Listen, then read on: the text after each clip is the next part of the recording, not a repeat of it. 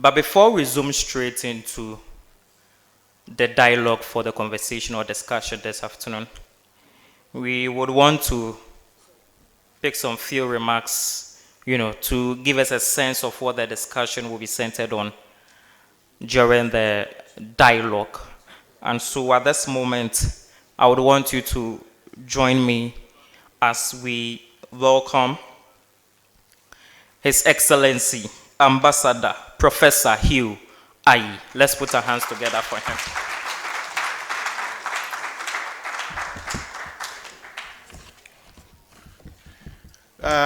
Let me follow all existing protocols and say good afternoon to all of you for making it to Accra, the capital of Ghana.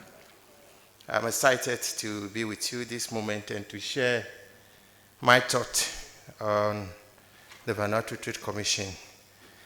I'm supposed to have joined the panel, but I have an equal engagement in Tema within the next 40 minutes. So I'll plead with you to have patience for me. And once I'm done with my presentation, maybe later at a different forum, I will be in a position to provide questions, answers to any questions that you might need. So, distinguished ladies and gentlemen, still on the protocols observed, it's an honor to be here at the E-Jobs Annual Summit, where we gather to explore how entrepreneurship, innovation, and peace can drive sustainable development, not only in Ghana, but across Africa. Today, as we meet under the theme Igniting Futures, Entrepreneurship, Innovation, and Peace for Sustainable Development, we are not just discussing theories or distant dreams. We are actually shaping the future of our communities, and indeed, the future of this continent. As the Vanuatu Trade Commissioner to Ghana, I have had the privilege of working on initiatives that empower individuals and communities to take charge of their economic activities. Our goal is clear: to create opportunities for entrepreneurship, promote innovative solutions to social and economic challenges, and ensure these efforts contribute to sustainable and inclusive development. I'd like to talk about the role of the AI in empowering entrepreneurs. We are at the cusp of a technological revolution that will change the landscape of entrepreneurship across Africa. Through the AI Africa project, which the Vanuatu Trade Commission has championed, we have already begun in partnership with several institutions in Ghana and other African countries. We are training millions of Africans to harness the power of artificial intelligence and to drive innovative solutions. A project that aims to train about 5 million Africans in the AI and 300,000 Ghanaians. As you agree with me, the year 2025 will birth another generation we call Meta. Well, of course, you hear the words like crypto, blockchain technology, and the AI. And so 2024 will leave the alpha era, and then we enter into the metaverse. And so the Vanuatu Trade Commission had realized that Africa has actually missed the first, the second, and the third industrial revolution. So for the fourth industrial revolution, which brings the AI, we could not afford to miss this. For which reason, entrepreneurs like you and myself stand tall to benefit from this. Let me also talk about our trainers that we are putting together to provide AI training to all Africans. So our Platinum AI Africa trainers are already leading the way, ensuring that the next generation of African entrepreneurs is equipped with the skills necessary to drive a digital world. We've already trained several Ghanaians from several universities. We've trained trainees from Eswatini, South Africa, Liberia, and many other countries. Excuse me. Let me talk about the AKL Lumi, which is a new financial opportunity for entrepreneurs like you. As you gather here today, some of you might not have heard about the Lumi. So in addition to leveraging technology, we must also create financial ecosystems that support entrepreneurs. I am proud to share that the AKL Lumi is not just a currency, it is an economic empowerment tool that will drive sustainable development in Ghana and across Africa. The Lumi is the currency of the sixth region of Africa called ECO6, which is the economic community of the sixth region of Africa. Something that was adopted by the Organization of African Unity in 1963, and then with a treaty that was actually ratified in Abuja Accord 2019.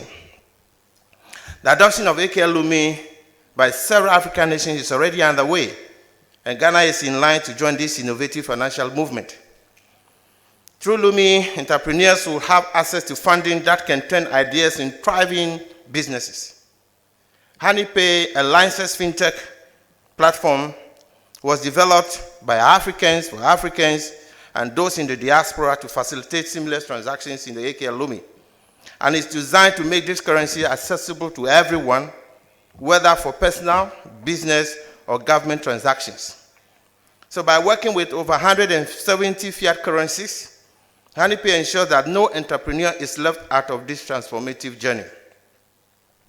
Building an ecosystem for sustainable development.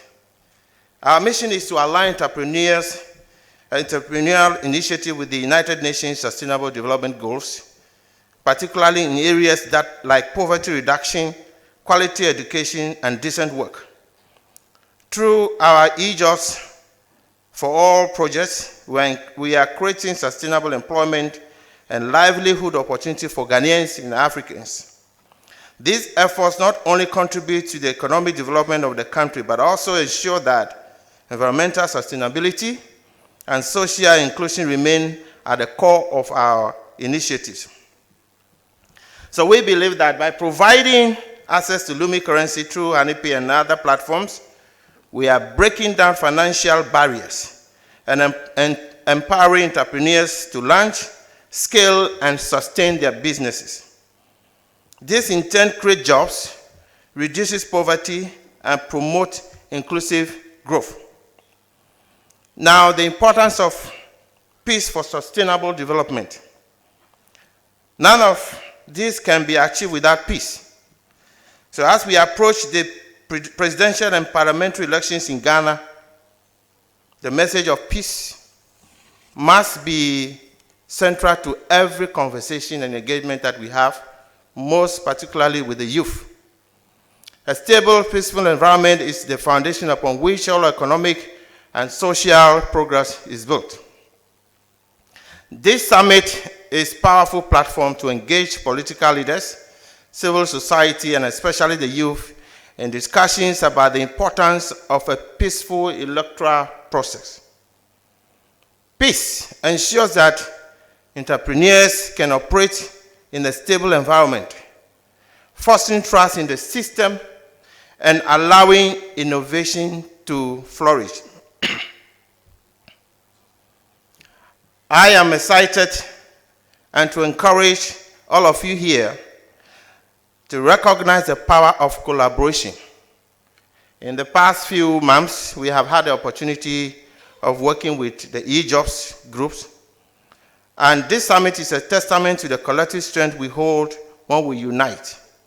Whether it's through international partnership with institutions like the Queen's University in Canada, local collaborations with the City Ghana, support from Jack Design Institute, NAELP, and PricewaterhouseCoopers that I have been told, together we can create a robust system that nurtures innovation and entrepreneurship. Let us leave this summit not only inspired, but ready to take action. The future of entrepreneurship, innovation, and peace in Ghana and Africa depends on the step we take today. Let us work together to ignite futures and build sustainable peace and a prosperous continent.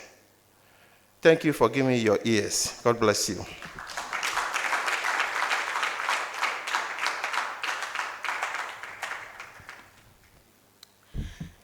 Ladies and gentlemen, shall we put our hands together one more time?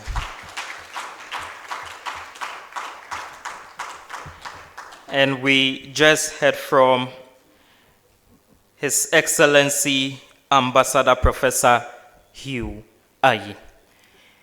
The stage is set, the atmosphere is charged, and we've been given the green lights. I'm pretty sure by now you should get a sense of what the conversation or the dialogue would be based on.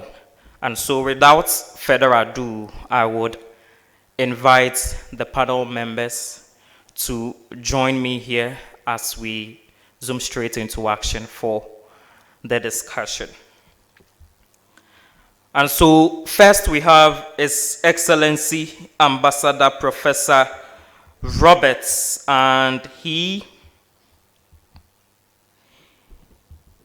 is the High Commissioner and Continental Vice President of United International Peace and Governance Council, UIPGC, USA. Let's put our hands together for him as he joins me here.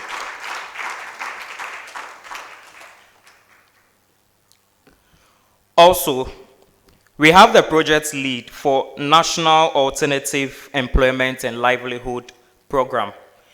He was a former technical advisor at the Office of the President, Mr. Odeneho Prince. Let's put our hands together for him.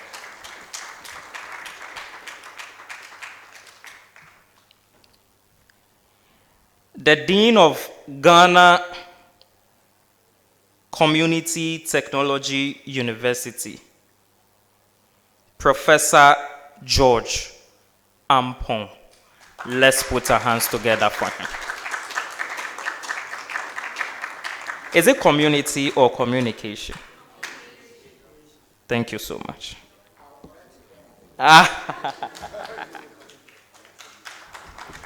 This is technology. Maybe some auto-correction went on somewhere.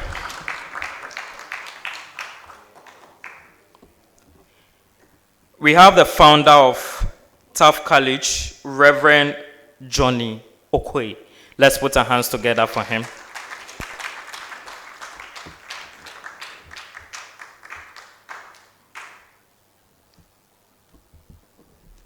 Okay, you are still seeing one more chair, right?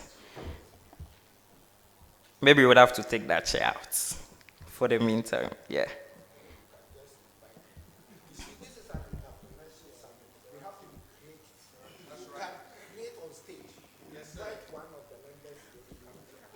The person to occupy it just left. So if there is any entrepreneur here who would want to voluntarily join us, maybe you could equally do that to join. All right, thank you.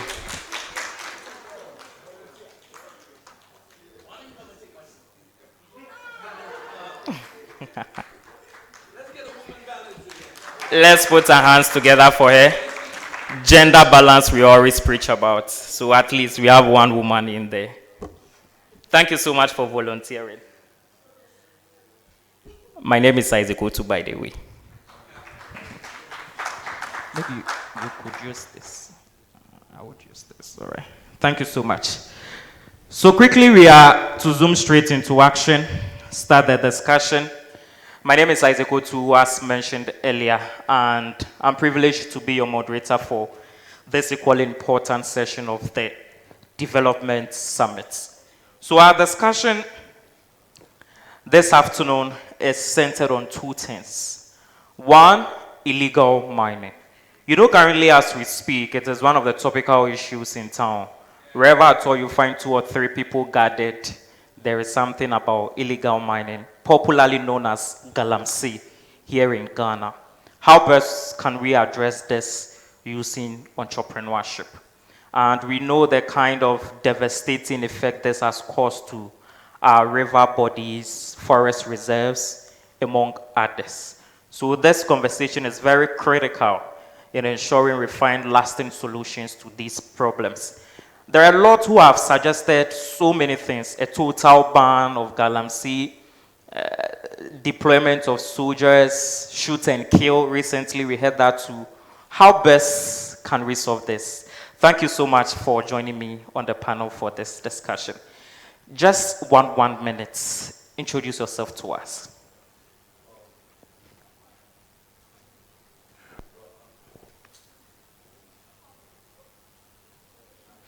Maybe you could take a different microphone while the technical team fix that. So kindly give him your split. Okay. I'm Reverend John Oquaye, and I'm the president of Taft College. And Taft College is a business school for creative people. Thank you.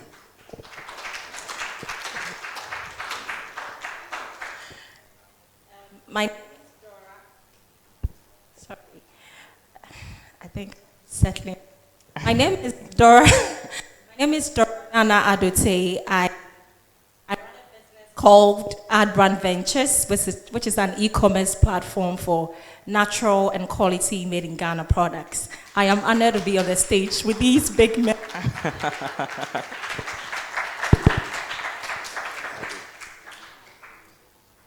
Ampong is my name. I'm the Dean of the Ghana Communication Technology University Business School. I'm best moderator on stage other than panelist. So I'll be moderating this.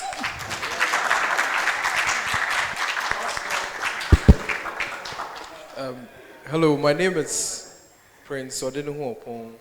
I'm the project lead at the National Alternative Employment and Livelihood Program. So it's a program under the Ministry of Lands and Natural Resources. And I know that this conversation will be, I have a lot of things to say about this conversation because our agency is tasked to provide alternative employment for the displaced illegal miners. So I'm hoping it's going to be a very interactive conversation, and I will speak on government stance on illegal mining and how we are helping to tackle it. Thank you very much. All right. Thank you so much. My name is well pronounced, everybody knows about it, but let me say something again. I'm His Excellency Ambassador Professor Dean Roberts Jr. I'm from the United States. High Commissioner, Continental Vice President, United National Peace and Government Council, USA. I'm also a permanent representative to the United Nations headquarters, New York. And lastly, 2023 Lifetime Achievement Presidential Award by Joe Biden of the United States. And I'm glad to be here on this August occasion. It's very important to me. And I'm glad to see the wonderful mayor right me. Thank you, sir, for qualification. You are the best of the panelists.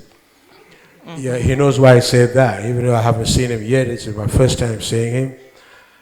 Like my colleague, Prof. Aye just said, whatever we will talk about here shall center on peace. Taking into consideration the timing, it's like we're sitting on a time bomb in Ghana. So utterances should be very cautious. We should be very careful and go straight to the point and address the issue we have to address. Thank you. All right. Thank you so much. I think it works. They would fix that for you shortly. Do not worry. That is fine. Then maybe His Excellency, you may want to start it for us.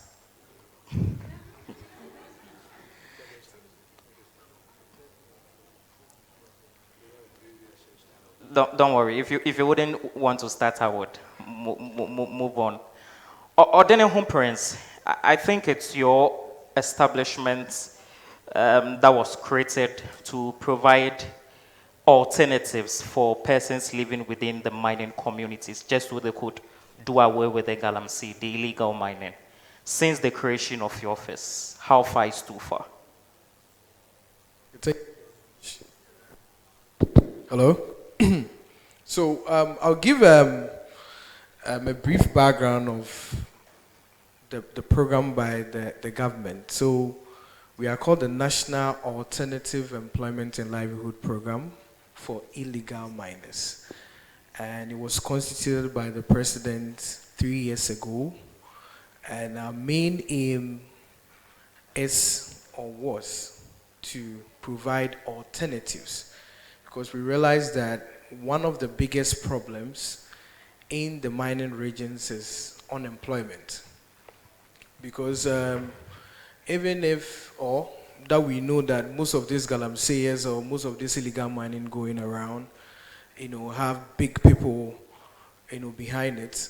Even if these big people go to these mining sites and they don't get our youth or our women to do the digging for them, then it becomes difficult for them, right? But one of the problems that we faced was, since there's high unemployment in these mining regions, when these so-called big men these mining sites, Maybe you could exchange microphone quickly. hello? Yeah.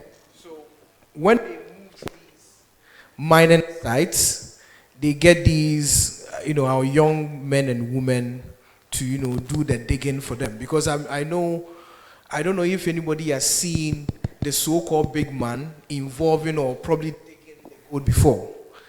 But, normally they use these unemployed, youth in these mining or found in this mining region, to do the illegal mining. So our main aim at our office was to create alternatives for them, so that, if someone finishes school, or probably the person is in school and he hears of galamsey or illegal mining, if the person is employed, the person or the menace of galamsey will reduce. And it's past 3 years, we started with reclaiming most of the lands, because that's currently the illegal mining has destroyed close to about 4 million hectares of land in Ghana currently.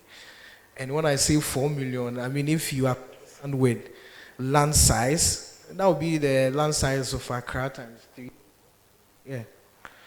So, the devastation is on, and we started with the land reclamation, and the whole idea was to reclaim the lands that they've destroyed.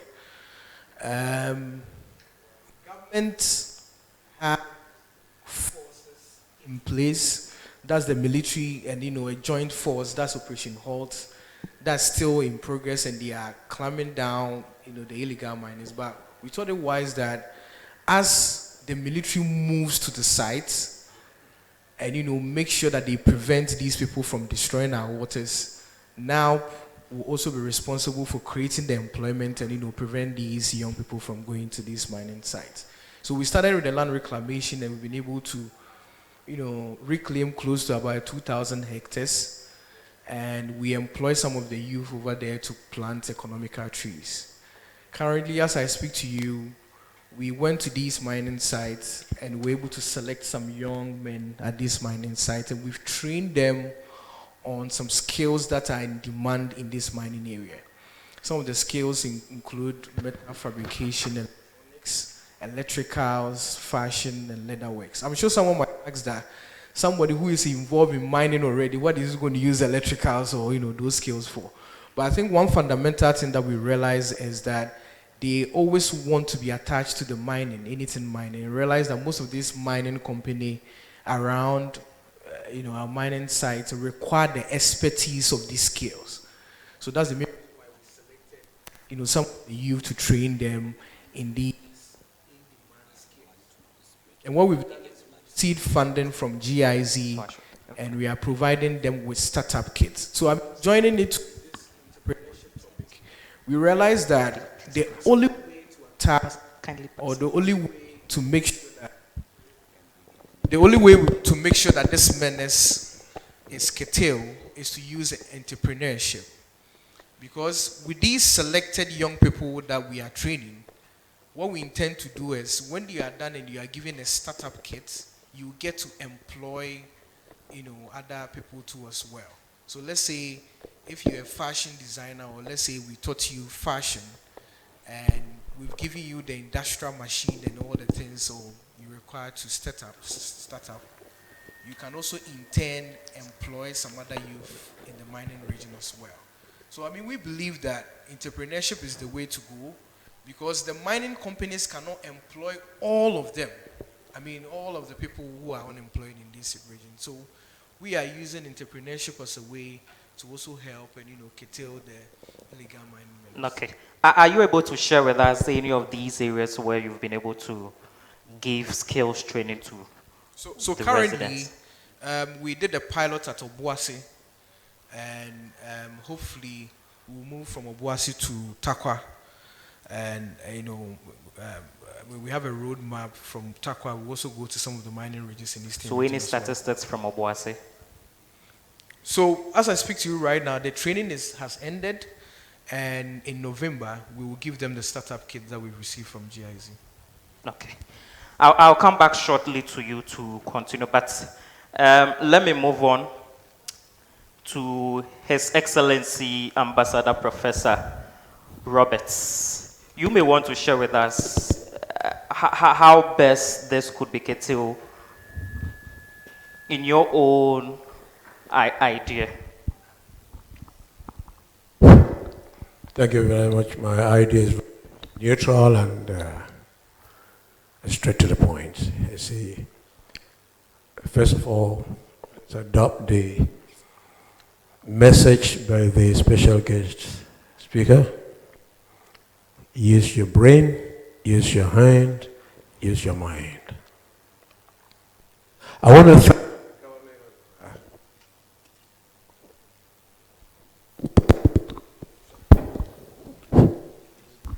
I want to thank, sincerely want to thank the government of the Republic of Ghana, representatives here. You see, we keep on deceiving ourselves. Illegal mining, the corruption going on the mining sites does not have anything to do with Nana Akufo-Addo. I'm telling you. But I do not also want to believe that any of my family members from the United States I see here mining sites or anywhere in Ghana has anything to do with mining, big scale or low scale. The problem is you and you, not the presidents of the Republic of Ghana. I am glad that this program is engaged and it is set up for deliberation, exchange of ideas and views for a way forward. The immediate speaker just said something.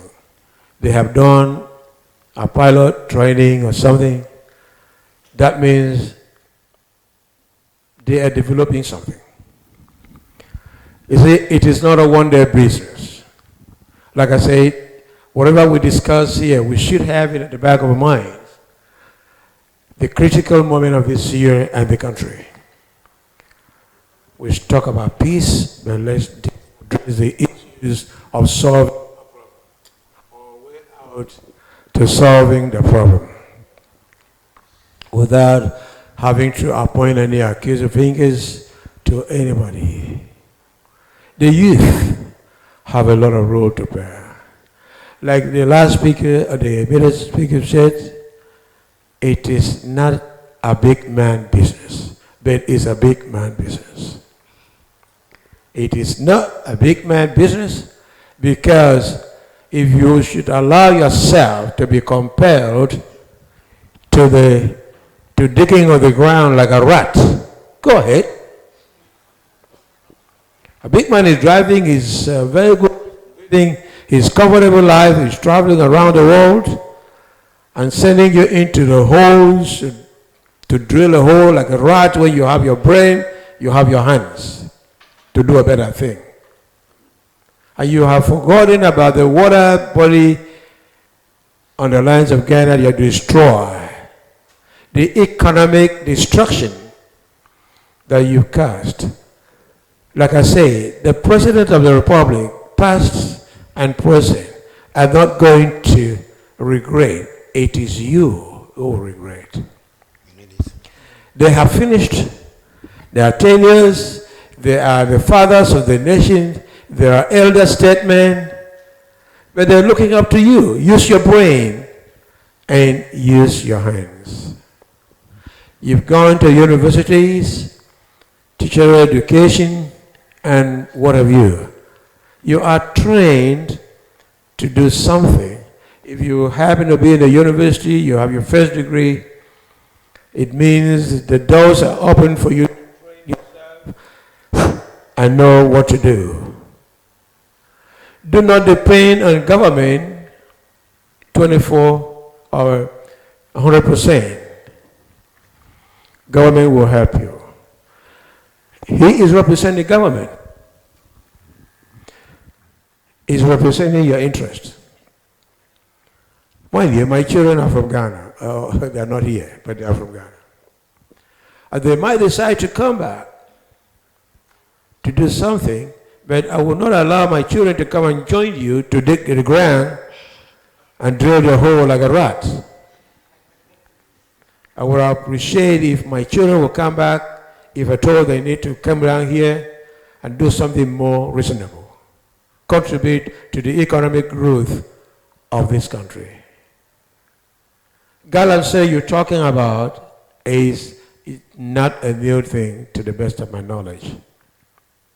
I don't know when it started, but I don't think it's a new thing. But it's becoming so much migrated outside the borders of control. Then you are blaming the government. You should blame the big man, not the government, the big man. The man who pushes you to the side. I've never been there. I see it on the televisions or something. As a matter of fact, I refuse to watch televisions. Sorry not to catch Okay. you, but then what would you say to those who would equally respond that, well, when we enforce the laws that guide our mining communities in this country, these big men wouldn't get the opportunity to do so? That's exactly where I'm going. Thank you for helping me. You use your brain, use your hand. I stepped out there and I saw a lot of display of Ghana produce from Ghana soil. Is that not impressive enough? Why would you wait for a big man to compel you to do this? We're talking about illegal mining, right? And which is stereotyped galaxy. Why would you allow the big man to push you and go free? When you go to die, I'm very raw in language, very raw. When you go to die, you die because of your poverty. You die because of your carelessness. I'm talking to you, the youth. You die because of your carelessness. You die in poverty. Nobody sends you there. Tell this man, who is a big man, I am not going to drill the hole. Tell this man, who's a big man, I'm not going to drill the hole. This is what I have, sir. Would you want me to contribute? He will ask you what he said. He will tell you. So you begin to develop the personal skill, professional skill, to take your mind away from this illegal mining concept. Thank you for now. All right. Thank you so much, Your Excellency. Now at this moment, I would want to move to Prof George. And you know, one of the alternatives definitely has got to do with entrepreneurial education in Ghana. Is it facing any challenge? Okay, thank you. I thought you said my sister, so I was looking at her. Anyway, I was telling my sister, why should you bring me here to talk about Galamsey and entrepreneurship? But then, as I said during my introduction, I take clues. I don't really have my own mind. So I take clues from conversations, then I contribute. We are in the development summit. Entrepreneurship is about everything. And I wish this conversation that we are having this evening is something that has to do with high-level forum. When I say high-level forum, I mean action-oriented forum. If I could have people with the means who are sitting before me for me to share my perspectives, how best can we tackle this menace, I would have laughed. Engineers, these osmosis processes, our water bodies that are being destroyed, how can we turn them around for our development? These people who are into this galamsey, how can we use our engineering skills to train them to create alternative jobs? So this is the forum I would like to be part of other than this conversation. In any case, we are live on Facebook. Sure. We are live across the world, so I'm sure they are watching. Sure. Us. We are into training and education, and our education and training evolves around 4 pillars: perspectives, individual mindsets. So individually, as we sit here, we talk about entrepreneurship, we talk about livelihood, we talk about peace, we talk about actions. It must start from our individual mindsets. How do we get sensitized and internalize these issues to take steps to follow whatever that is available to us? 2, policies. What are the policies affecting the issue of illegal mining that all of us collectively must help implement, enforce, to make sure that these things work? 3, practices. What are the practices? We as a university, what we do is that we do an advocacy. We collect issues on the ground. We bring stakeholders who matter. Come next month, together with APSA and Ben Africa, we are having an international conference on what? On business ethics, especially focusing on environment and mining issues. How can we conduct responsible businesses such that we can contribute to the sustainability of our environment, our society, and our economic growth? So we are bringing together these businesses that are into this to come and have conversations. Academia will be there, industry experts will be there, the business themselves will be there.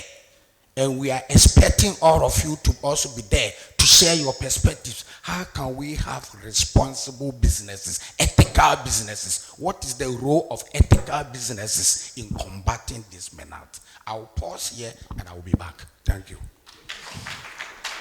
Thank you so much, Prof. George. And the only lady takes the microphone now. Maybe you would want to share a word or two. Okay. Thank you for the opportunity. So I believe that as young entrepreneurs, we all have a role to play. I was happy when I heard Mr. Oppong talk about the alternative jobs. And that took my mind to the story of, I live in a rural, I think it's more rural, but it's still in Kumasi. So it's all part of Kumasi. And there's this young lady who came to my house and asked that she wanted to be cleaning for me. And I said, okay, but then, young girl, you can't be doing cleaning for how long? And she has 2 children. So I asked her what she could do, and then she said she started learning how to braid, but she stopped because even her mother told her that she's not good enough. She doesn't have the brain to learn. And then I also want to link it to something lawyer Sam told us today, that there is nobody God didn't give a talent to.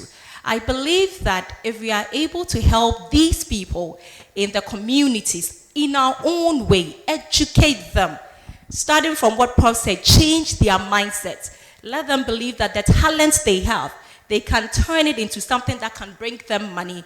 I believe that it will be a good way for us to start providing alternative jobs in addition to what the government is doing. And if we have about 100 people here, if I am employing at least one, you are employing at least one, I believe that it will go a long way to provide alternative jobs and reduce this menace we are all trying to fight. Thank you. The gender balance was necessary. I think you would agree with me. Thank you so much. Rev, based on what she so what said, would you like me to? Rev, right I don't know now. if I can add up to what she said. I think what is the fact that governments are so available avenues or the environment to also help the youth also learn the skill. Maybe you could use this. TVET. Hello. Yeah. So I mean, as she said, we cannot be doing buying and selling as entrepreneurs, and we have to get to a point that we have to produce, products. Because I mean, currently, as we're talking about the dollar and the CD exchange rate and other stuff, I mean, most of the products that we import from outside. So as entrepreneurs, the onus is on us to produce products or give services that we, as a country, we would have to go and import all those services, from outside. So, I mean, we as entrepreneurs we have to think outside the box. Currently, as I speak to you, there are a lot of donor organizations around that you can tap into. All you need is the idea, put the idea together, and I bet you get a lot of donor funders available who are willing to help support or help expand your business as well. Thank you. All right, thank you so much. Rev, then I think that brings me back to my question. There are a lot of business people who end up calling themselves as entrepreneurs. Where do we draw the line? You are the founder of Taft College. Who is an entrepreneur? Who is a businessman? Once I'm buying and selling, am I an entrepreneur? Okay, so I just want to touch on a little bit about this Galamsey thing before we jump onto this, if that's okay. So my school, we have about 10 students that we took from the Nzema area. Actually, in total, 20 students. But 10 of them were doing Galamsey before they came to Taft College.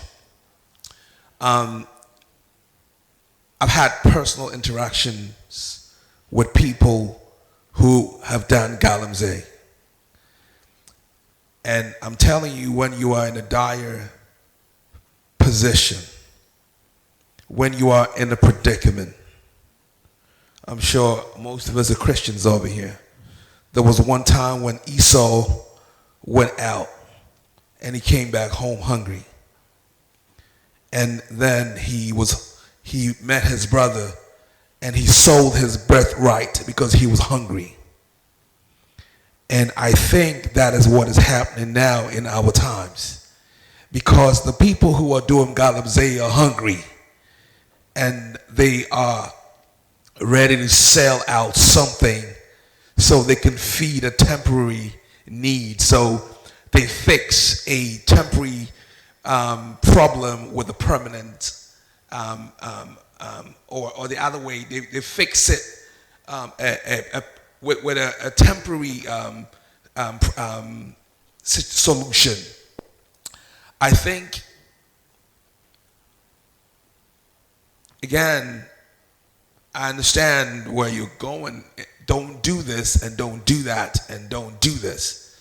But those guys are really, really hungry.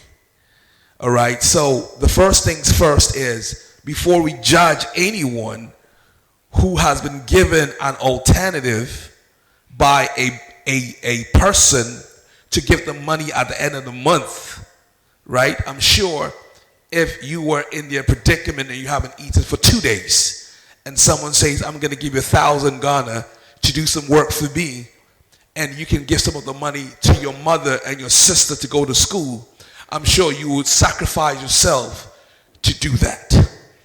And I think that is what is happening with a lot of the people who are doing Galamsey. They're doing it not because of choice, but they're doing that because they don't have another alternative. But that is equally not an alternative, right? Pardon? that is equally not an alternative. Galamsey is equally not an alternative. Galamsey is not an alternative. You're absolutely right. We need to deal with Galamsey from the top. Okay? If I believe strongly Galamsey could have come to an end by now if they really wanted to do it. But anyway, if we want to fight Galamsey, we can fight it with the forces from the. But that's another political debate for now.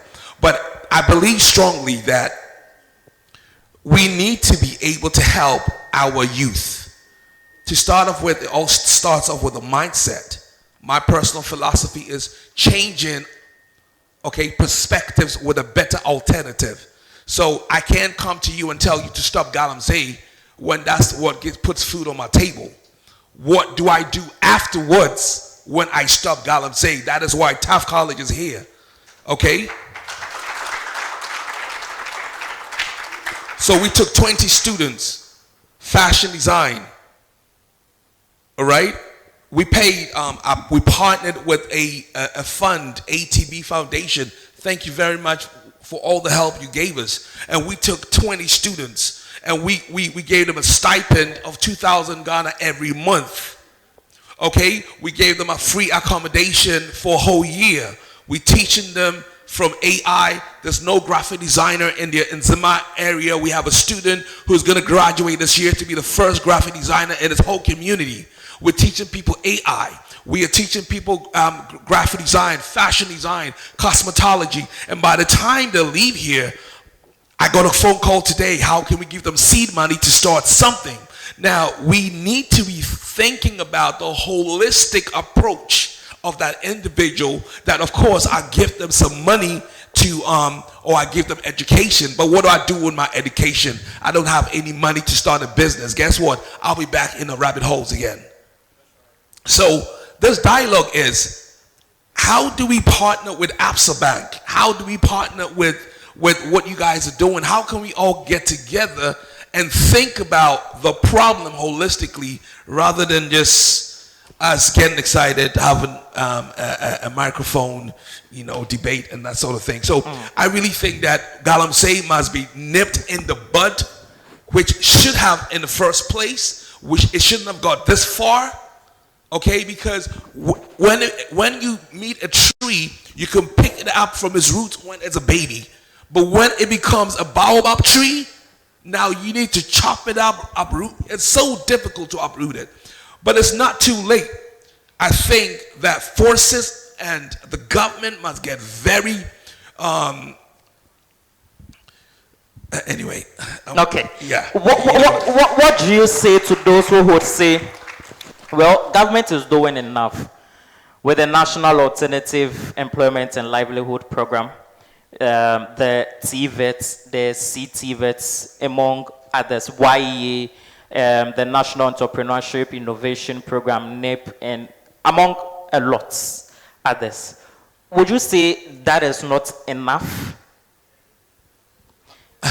if that is the case, then what would you say to those who say, well, that is a matter of choice because there are other alternatives for these people to get themselves engaged in skills training, but they still choose to do Galamsey? Well, this is a debate that will not end today, so I'm not going to go into this. But one thing I know is if you've been hungry and you've been to bed for 2 days without eating, you have a different perspective. So let's not judge those people who are doing certain things. Prof. George, I don't know if you would want to give an answer to this. Hold on a bit. Hold on a bit. Prof. I mean, we have to put the conversation in perspective. I mean, if you are hungry, I mean, you cannot take a gun and put a gun on someone's head because you're hungry. I mean, you see, it's illegal. I mean, there's a main reason why it's illegal. And what is illegal is illegal. Currently, government has put in place a lot of alternative to make sure that these mining regions are. And it's not government only. I mean, when you go to these mining sites, you realize that even the large mining corporations are still organizing alternative livelihood programs at these mining areas. So, I mean, it's a collective, solution that, at every point in time, everybody is trying to put together to help solve this galamsey mess. But I mean, we cannot make something that's illegal legal. It is illegal. Simplicity. And that's the main reason why government has deployed brute force along all these mining regions to ensure that galamsey is curtailed. I mean, last 2 years, government launched a very, very good initiative. I'm sure that a lot of us heard of this initiative, which was the gold catcher idea. So this is a technology from Singapore that you can use to mine. That's when the government launched the community mining scheme, because there are some of these people that no matter what you do, they will mine. That's the main reason why when we provide the alternatives, we don't just go one Use that. way. What we do is we provide all these alternatives that suits all these different groups. You understand? So we have the community mining scheme that government has provided some few equipment and small gold catcher that you can do mining in a responsible way. Because I mean, government is not saying that we should stop mining. I mean, we want people to mine because we have the resources under the ground. And no matter what, we have to mine the gold and help export some of the gold and get these foreign industries. But government is saying that mine the wrong way. Don't mine along the water police. Make sure you're not destroying the water. Make sure that you're not putting chemicals in the water. That's what government is saying. And if you know that you will not be able to do all these things, then you go for the alternative that government has created through NAELP. As he said, NAELP is really close to 10,000 people in these in-demand skills that I was talking about. But when you go to these mining areas, large mining companies require the skills that NAELP, YEA, NYE is offering to these people at this mining area. Because we spoke to some of the mining companies and they were complaining that some of the skills or the personnel that they require, sometimes they have to go outside the country and bring them. Have to bring people who do welding and stuff. We can train our people and these trainings are ongoing. So government is doing its best. Illegal mining is illegal. Even if you are hungry, you cannot kill your mother or kill your brother and chop your brother to eat because you are hungry. A hungry man is an angry man. No. Great. But then how do you draw the balance between those doing this as a matter Can I of just choice interject for 1 second? and those doing it? I'm not trying to say that the galamsey is legal. Not even once did I say that. But at times you need to look at it from certain perspectives. Let's stop going for the little boy down the road, the guys who are doing galamsey, and let's go for the corporations who are doing it illegally. And that is what I'm trying to say. Go for the big boys and stop them from doing it, and stop providing jobs for the kids who are killing themselves in the rat holes. Prof, let's hear you. Yes, please. She was itching to speak, so. You see, in conversations like this, two critical approaches are key. One, we try to talk about what we are doing. As a matter of fact, government, academia, industry, businesses, individuals, what are we doing? It's fine. But then, diagnosis is also very important. What I share with Ref is that there are all these beautiful, fine laws, that you are talking about. But in reality, he's talking about in reality what is happening on the ground. That is what he's talking about. May I don't come and sit in forum and talk about theories that I have learned. No. I don't make rhetorics. If I were to come and talk about the textbooks that I have read, I wouldn't be speaking the way I'm speaking. But once you invite me to these conversations, I leave all my textbooks and I come and talk about reality and I share his perspectives. when we are talking about development, these days, we adjectify development. We talk about sustainable development. And what are sustainable development? Sustainable development. And that is why UN have 2030 development goals. But Africans, AU extended it. It says Agenda 2063. It broadens the goals to contextualize it to African context. Peace, political turmoil, our environment, the issues that Ref was talking about, we need to address them before our development can be sustainable. Otherwise, whatever economic growth that we achieve, these people, when you go and bring them, come and train them alternatively, bring them to universities, we give them all this education and training. That is what we call recidivism. If you don't holistically, comprehensively, integratively develop them, forget. That is why I share his perspective. In these conversations, we must be as practical as possible. Period. So, Prof, if that is the case, then what can government do beyond the skills training? No, that is what he's talking about. There are cultural perspectives. You talk about a thin line between business and entrepreneurship. Look, you were talking about different types of entrepreneurship. There are wage substitute entrepreneurship. People want to live, so they are finding these as means to survive. So that is the entrepreneurship. They are also doing business. Yes. No, but Prof, wait, I haven't finished. And there is lifestyle entrepreneurship, that people do certain kind of businesses to have an opportunity to also practice their lifestyle holistically, culturally, socially.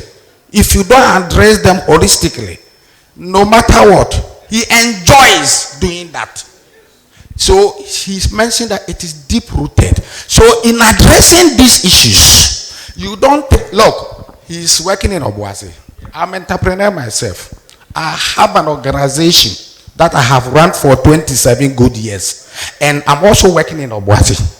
So I know the issues he's talking about. I work with UNICEF and all that for livelihood. Yes, over there. So I know the issues. And it's horrible. We have trained some of these for 27 good years. We have set them up, but we have still found them. I'm telling you. So it's a matter of choice. Yes. So the issue as it is, my ears are there. We are doing very well, and we must continue to do. I always tell people that, why do we continue to preach? Because we have read the Bible from Genesis to Revelation. We have preached, but we continue to preach, because if we stop preaching, the sin continues. So we continue to do what we are doing, but in this conversation, we have to be very practical. I think because if you don't practicalize the issues, yes. But most of the initiative that I spoke about, it's not just only training. I mean, I said earlier that most of the trainings that we organize, most of the initiative that's been developed by government makes sure that immediately after the training, these trainees are given startup kits to start up their businesses. You understand? And Prof, kindly I said that what we are doing is great, and we'll continue to be doing them. But what I'm adding on is that there are other aspects. That is why we talk about networking and collaboration. What you are doing is perfect, but you must collaborate with other community leaders, other players, to be able to augment your effort. The cultural things that you cannot address, those people will what? Reinforce it. Thank you. Mr. Politician. He's talking like a politician. And I expect him to be political, right? Anyway, let me ask you one question. How long do you train your students for? Before in your pilot schemes that you did? The alternative. Yeah, alternative. How long do you train them for before you give them the startup kit? So I mean, all the trainings are different. Roughly? Average? Roughly, let's say a welding and fabrication can take close to 12 weeks. And these people are trained by experts. And when they are done, they give the opportunity for them to write the MVTI exams and, get certificates. Yeah. And we don't just leave them, as I said. And what we want to establish is when we train one person, it's like a trainer to trainer, idea. Because when you train one person and you give the person a startup kit, the person can launch his entrepreneurial business and employ other 5 people, let's say 10 or 15, you understand? So that's the model that we are currently doing. But other government agencies are also doing similar projects that they train people. I'm sure that we had NAELP even train Kaya, and when they trained them and they were done, they were given these startup kits. Some of them were trained on makeup, beauty, and cosmetics, and they didn't just leave them. They made sure that they got the startup kit for them to start that businesses that they were doing. So I'm sure the government is doing a lot, or government is doing its part. And as you said, the Galamsey menace cannot be fought by government only. It's a collective fight. The chiefs, the pastors, everybody is involved, and everybody is part. Because if you have a reverend father at the village, or you have a chief who is involved in the Galamsey, then no matter what government you does, fight this? it becomes very difficult. So All right. it's a collective fight, as Prof said. Academia, religious body, chieftaincy, we would all have to come together.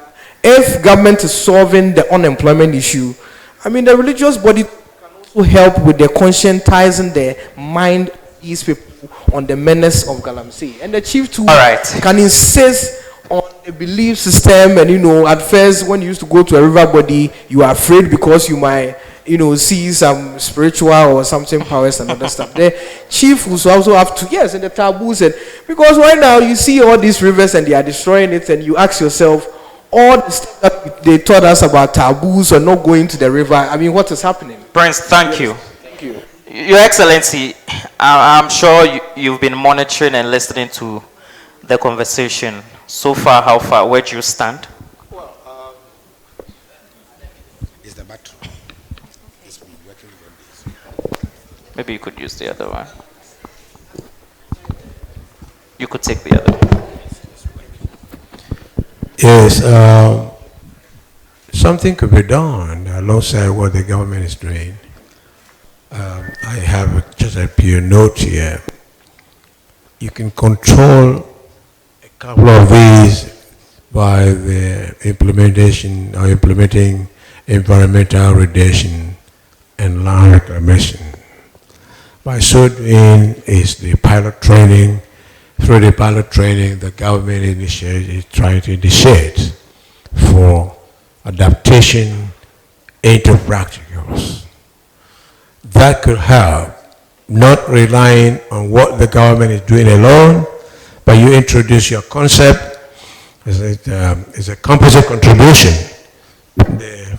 My brother was just saying that, training the students, making them realize of the importance of self-development and empowerment. That sustains them. And Prof is saying something. He's been on something for 27 years. If you like, you may believe him. But what he's saying is real. Whether you like it or not, this will continue.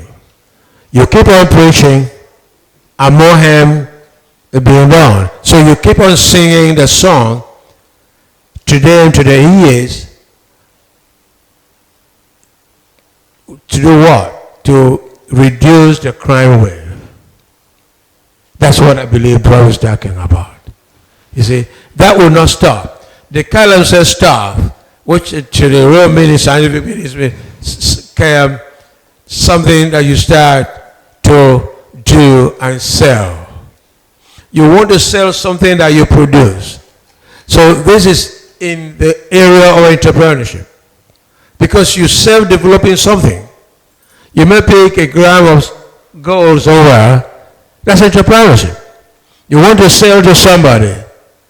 You want to exchange that with money. And before you get there to the realization of in the monetary side, I mean, it's become tedious, you may have lost your life or something is hanging. So the preaching aspect is elaborating in the mindset of the people. The mindset of the people. Not depending alone on the government, not depending on your concepts. Contribute your ideas, your quota, and the government will listen to you. That is what I believe Prof is trying to tell us. He's doing this. I believe he is doing that because he's looking at the larger environment by learning from UNICEF and other establishments. So he learns something and he picks something, but the crime is still there. The crime wave is still there. And you cannot stop it. It's continuous. But what I was trying to say to you is that use your idea to develop something that will take you out of those areas. The galamsey will still continue, but find a better way to getting out, to solving the destruction of the water bodies, so that you can generate something that's more meaningful than destroying what you have and what God has blessed you with. That's my end for now. I think that is where the community minded thing comes in. I think one thing that we have to get to understand that mineral resources are not finite. I mean, we will not continue to mine till thy kingdom come. The gold under the ground will get finished, some point in time, just like the oil and all mineral resources. So I think entrepreneurship is the way to go. I mean, all these initiatives that we are launching as a program is to place inside this community the whole idea of entrepreneurship, because it will get to a time the gold under the ground will be done. And when it happens, then what are they going to do? So that's the main reason why we are putting all these, programs together to make sure that when the good or the natural resources is not available for you today, then what are you going to do? So, I mean, we know that entrepreneurship will be the way to go to, help mitigate, this problem. Thank you. Let me just say something. Excuse me, sir. Gold is like crude oil. I speak from experience in my profession. I'm an engineering scientist. Gold does not finish. No. No, gold does not finish. Crude oil does not finish. You see, gold grows as you dig in the gold. Prof, I'm trying to borrow something for you. As you are digging the gold keep on growing and keep on growing. So you keep on destroying the natural resources which got to do with the land. The same thing is the same growth. There's one way crude oil grows. Crude oil in Ghana started growing how many years ago? 1 drop, 2 drops, and it continues. It will never stop until the end of the generations. Respectfully, Your Excellency. Yes, sir. You bear with me that even in Dubai, there's been a lot of research, that stipulates that mineral resources are not finite. I mean, you cannot have all these mineral resources down there forever. Oh no, you're right. Let me just finish. Yeah, Dubai is an island. It's an island. There are a lot of things there. You see, let's talk, excuse me. You go into getting yourself, don't migrate into getting yourself more involved in digging the gold. Gold will not finish now. Before you realize that the you will finish yourself. Well established. Thank you so much. Prince, thank you so much. That's a quite long Prince, time. thank you so So much. let's take it somewhere. I'm sure there are a lot of you who would want to ask questions. So while we continue to do this, maybe you could line up here for us and take your questions one after the other. Prof, I would want to ask this. You made mention of community engagement as one of the ways of finding sustainable entrepreneurial solutions. How can we drive this solution with community engagement? Okay, it's a very good question. Some of these natural resources that we talk about, the infinity of it, is a result of our human activities. That is why we talk about environmental sustainability. The fact that we are making good use of them currently and preserving them for future generations as well. So they are depleted because of our actions. Yes. So I wanted to make this preamble note before I veer into your listing. It is our own activities and actions that are depleted them. That is why we are calling on ourselves to conserve and preserve them so that they can be perpetual for use, for now and for future use. All right. So community engagement. I talk about responsible businesses. The mining companies that are responsible enough, they have community relations managers who have to engage with the community people. So when we talk about comprehensive and holistic approach, you are doing your economic business, but the society in which you are operating, the community in which you are doing the business, how do you engage with them? How do you engage with the stakeholders in the community such that they can complement your effort in preserving the community in which you are operating? So now, you reach out to these stakeholders, that is the opinion leader, the, how do you call it, the duty bearers in the communities, the community, the assembly people, the chiefs, and all that. Then you have to what? Conscientize and sensitize them on the need for them to come on board. And they will also eventually mobilize the community to support whatever preservative actions that you are undertaking. So that is the essence. So we have something we call community entry. If you want to go and do business in a community, don't just be interested in your business. You enter into the community. How do you do that? You enter there by reaching out to the duty bearers, the key informants there, sell the ideas to them that we are coming for this economic activity, but then we also want to preserve the society, and therefore we will need your collective effort to work with us. And therefore, whilst you are pursuing your economic gains, then the community are also supporting you in complementing the social responsibility aspect. So this is what I would say. All right, thank you so much, Prof. So it's now time to take our questions. You tell us your name, and if there is anybody you are directing the question to, you mention that person's name. Then your question follows. Thank you.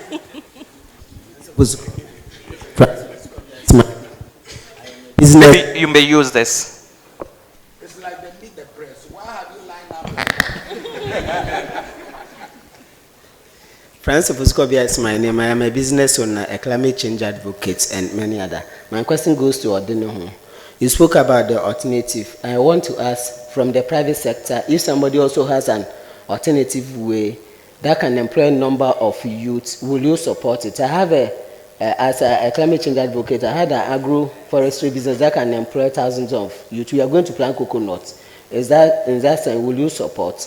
And on the reclamation that you spoke about, some countries have rejected Ghana cocoa because of the heavy metals in our soil. And you said they are planting cash crop. I want to know economical crops. So some of them are coconut, cashew, and the palm nuts. I want to know, when they do the reclamation, are there other processes that take away the heavy metal, so that, because when you go to the port, countries are always rejecting fruit and vegetables from Ghana's soil because they say we have polluted it. And the last one, talking about the development partners who give loans to SMEs. I am an SME myself. The problem is that sometimes you see a developing company giving loans and say they will quote $50,000 for SMEs in Ghana. Then you have to bring 10%. If you calculate even 50,000, most big companies in Ghana do not have that money. So as a policy maker, this one is an appeal to you that if they want to really help Ghanaian entrepreneurs, the business, the money they need is between 10,000 to 100,000 Ghana cedi. Any money above that, they cannot get the collateral. And sometimes you see this money, the requirement attached to it, you cannot meet it. So you always see it in the newspapers, but it doesn't get to the grassroots. Doesn't reflect. Thank you. Thank you so much. Is there any other question for Odeneho? Is there any of you who will be asking Odeneho a question? Okay. Yours is directed to Odeneho. Would you want to answer that first before? Okay, so hold your breath. Kindly answer that for us. So I didn't get your name, but Francis, any idea that you have that seeks to create alternative employment or to create employment, government is having policies or let's say organization in place that they are willing to help. As I said earlier, last year NAELP did a presidential pitch program that awarded people money for their great ideas. Do you understand? People got monies ranging from 50,000, 100,000, 200, and 500,000 to expand their businesses. So what I would tell you is there are a lot of help coming from government. Currently, even the Minister of Finance announced a climate funding initiative. That what the Minister of Finance is doing is to bridge the gap between the climate-oriented organization and the climate-oriented organization in abroad to make sure that we create connections, because there are a lot of organizations abroad that will want to invest in climate solution-based organization. And the Minister of Finance is making it easy to help with that.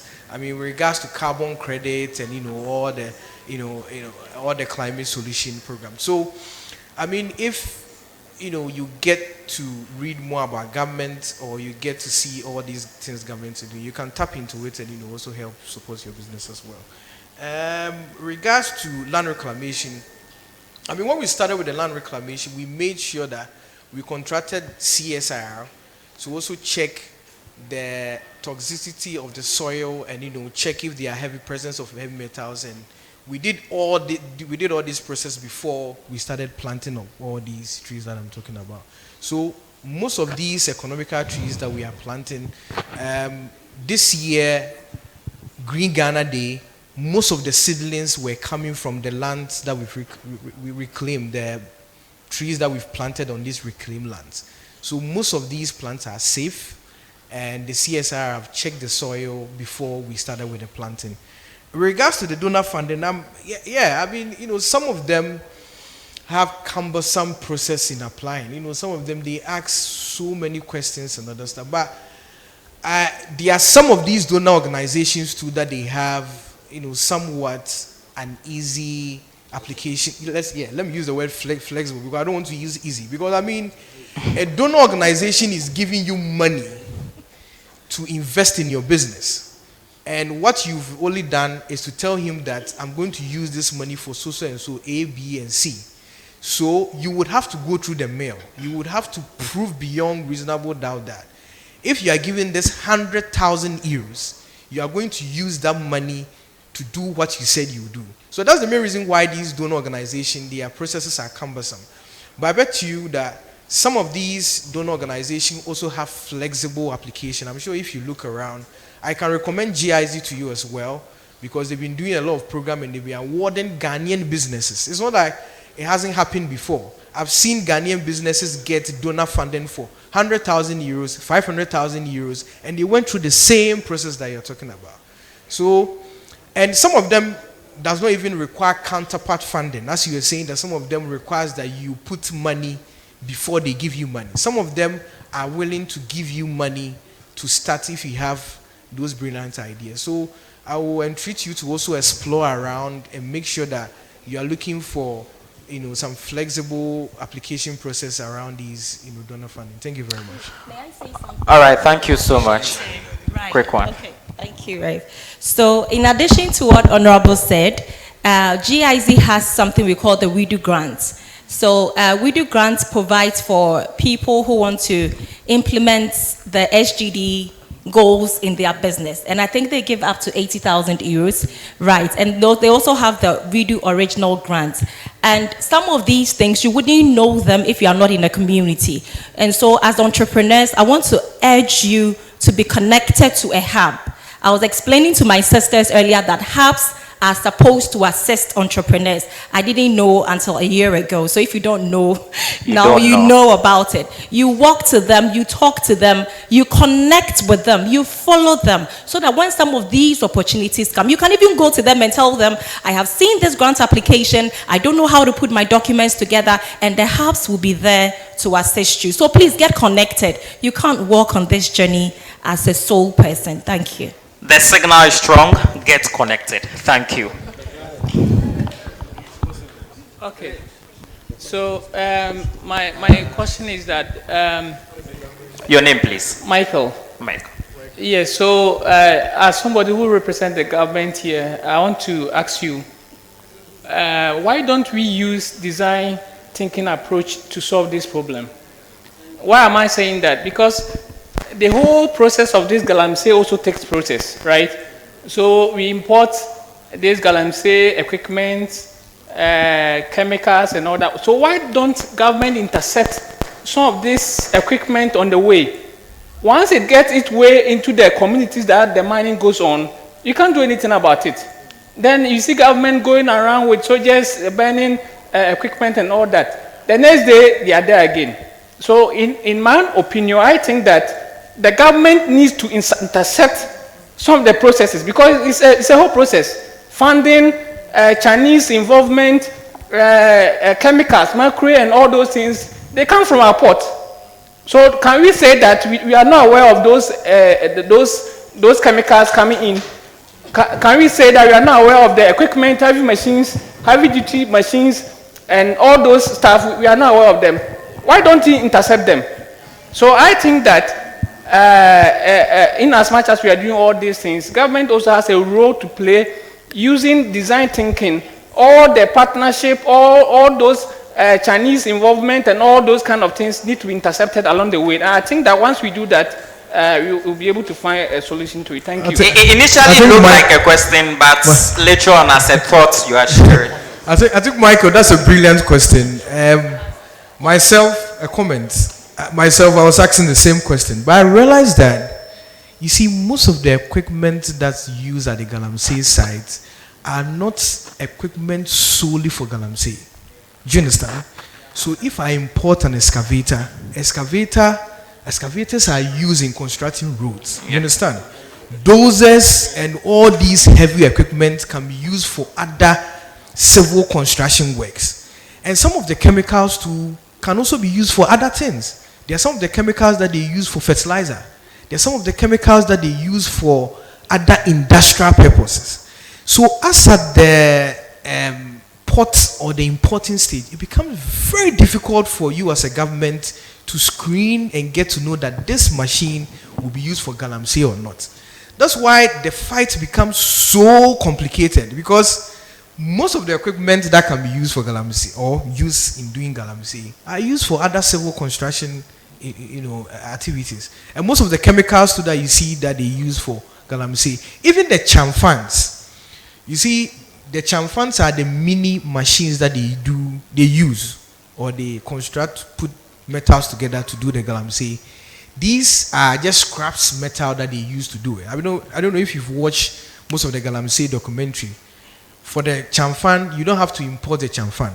They just need metal scraps to weld together to do this chamfan. So it makes the fight becomes very, very difficult. That's what I was saying, that the fight is not just a government fight. It will take the collective of religious body, because some of the sites that we went to, as part of our job, we canvassed all these areas that they are destroying the waters and doing irresponsible mining. You realize that most of the chiefs are the integral parts in the galamsey, because they lease out the lands to these people for them to mine. And sometimes when you send brute force to go and burn all these machines and other stuff, some of the chiefs come attacking you, or they raise the community against you. And it will interest you to know that sometimes the community people will be fighting you. You're the government that goes inside to make sure that we curtail this menace. The community members, because the galamsey campaigns are sorting them out. So So the women and even the mothers and the citizens or let's say the people in the community will fight you back. So that's the reason why the government says that it's not a government or the president. We've seen protests in this mining communities. I don't know if you've seen protests that and all that. Yeah, the people in these mining areas are protesting that why are we stopping the galamsey? Yes. So it makes the fight very, very. So it's a collective fight. You include you too as well. You can also use your small space that you have to also advocate and try and explain to people why the galamsey. I'm sure that you might have a friend or a relative living at this mining region. You can also educate them on how the chemicals are even harmful to the people doing the galamsey. And I think it will go a long way to help us. Thank you so much, Odeneho. And a set of questions. Okay, good evening to you all. I'm David. I'm a student and then a co-founder of Sunray. We're actually into mechanization of agriculture tools like fertilizer applicators and seeders. So if any one of you is a farmer here, you can see us for such fertilizer applicator and then the seeders as well. I have about 5 questions, but because of time, you may have to squeeze that for us. Yes, so I'll just ask only 2. Thank you. A lot of research on galamsey has indicated that those engaged in galamsey are motivated with huge amount of money, which made it difficult for them to stop the activity. So I want to ask. Do you have anybody you are directing the question yes. to? Mr. President. He asked, I think you said that the government is not responsible for the activity of, what the galamsey is actually, doing to our water bodies and stuff. So I want to ask, if the foundation is set right, everything goes on very well. So I want to ask them that what specific entrepreneurship ventures or business models can be implemented to combat galamsey to draw the interest of galamsey workers? Example is like even if you want to venture into activity like a business field or something, even business, registration alone, it's not small money. I remember that as we were going for our own, we spent about 3,000 Ghana cedis just for get business registration. So the galamsey, that person will go to galamsey site for a day, and he or she will get about 10,000 Ghana cedis per day. And then you expect that person to come back pay your own estimate. Yes, to now establish a business which he will go through a lot of process before coming, acquiring those kind of business registration. So the government has a big role to play if he don't need his name or if his name does supposed to be mentioned over there. And again, too, the government also has to provide a flexible business environment.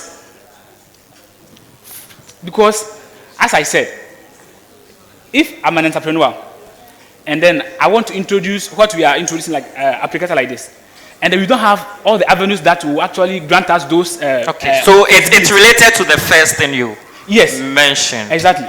So I want to actually ask that question so that if he has a question, answer to that. Yes. Okay. So that's so quickly. You were speaking about business enclaves, right? So you see, that's the main reason why it's important to join these business enclaves. And you see, with regards to business registration, as I said, there are government organizations that are set up to help businesses launch. Even when you join the NAELP Entrepreneurship Drive, they even facilitate business registration as well. And I also know of the business chambers as well. If you join this business chamber of business and other stuff, they also help you to get registration and get certified as well. So, I also entreat young entrepreneurs and business owners to also take advantage of this and join this group. I think your first question was.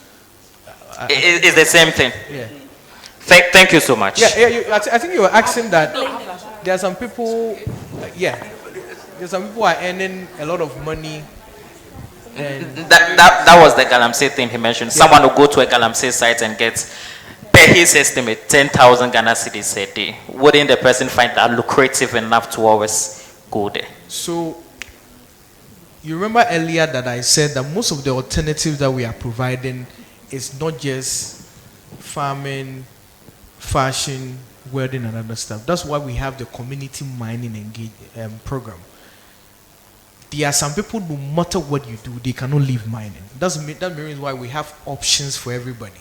So we create all this wide range of alternatives so that it will fit, or it's curated for people who like mining, who go for the okay, so there are those granted the opportunity to mine, exactly, but do that properly. Exactly. Thank you so much. That's it. Good evening, colleagues. Good evening. My name is Dr. Adotey, Advanced Services. I think, like they correctly put it, we can't stop mining. It's lucrative, it's the business of certain people. But when it becomes irresponsible mining, then it becomes galamsey. We do very well if we can well organize the community mining scheme, like he said. I will give you a very simple example. 3 weeks ago, I was in La Côte d'Ivoire. As I was driving along the road, if people know I saw galamsey just close to the road. I stopped. But surprisingly, there was a river crossing the road, so close they were doing the galamsey. But the river was very neat. Just as we know rivers to be like, Speaker was saying, we used to drink from the river when we were young and we were going to farm. But this time, I saw a very clean river, but I was at the same time seeing galamsey machines operating. So I stopped and I tried to poke my head to see what was going on. You know what they were doing? The river is there. They have made 2 pits. One around, let's say, a difference of about 20 meters away.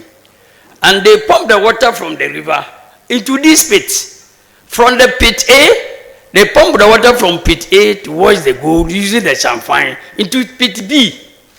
It doesn't go into the river at all. Then when they have exhausted the water in pit A, they will go around, send the machines, face pit B, pump the water again from pit B to wash the gold, and then the water goes back to pit A.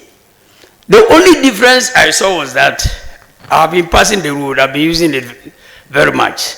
The last time I passed there and the galamsey was right there, the river was full.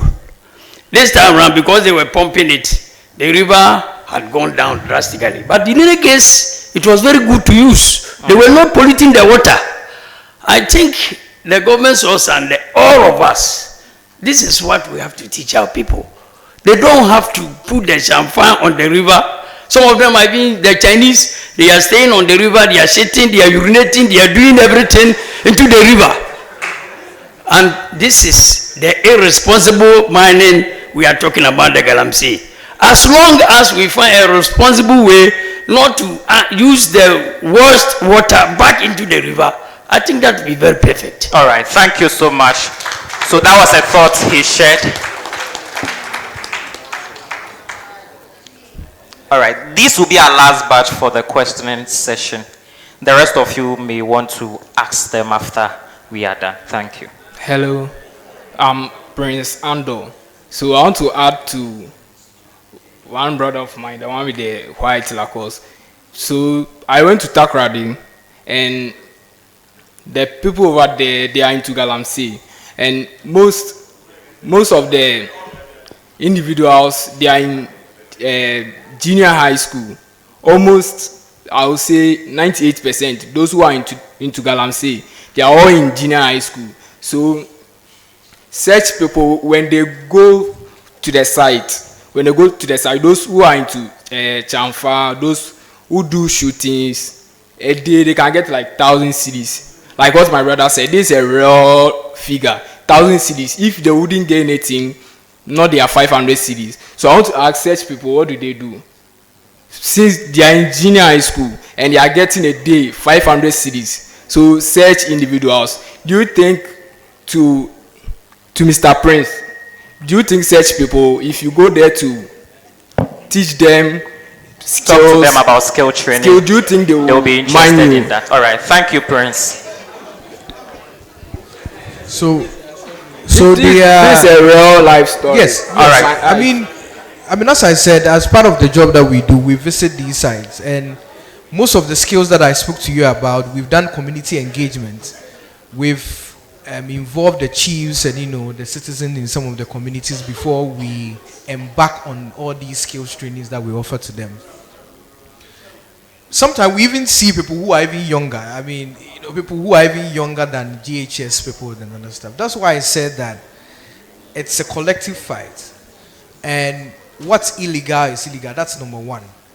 Apart from you going there to get that huge sums of money that you are talking about, remember that the government operation halt is still in force, and some of them go and not even come back. I mean, all the risk associated with galamsey is enormous. From the chemicals that they use in extracting the gold, it's harmful to their health. That when you go to these sites, some of them tell you that they start with a team of people, and in less than 2 weeks, some of them get sick and die. Some of them also use, because it's irresponsible and they are in a hurry to dig the gold, the methods that they use are unapproved. So some of them even die under the pit. We've had interview or we have conversation with some of the women that their husbands went to dig gold and never came back and left kids for them.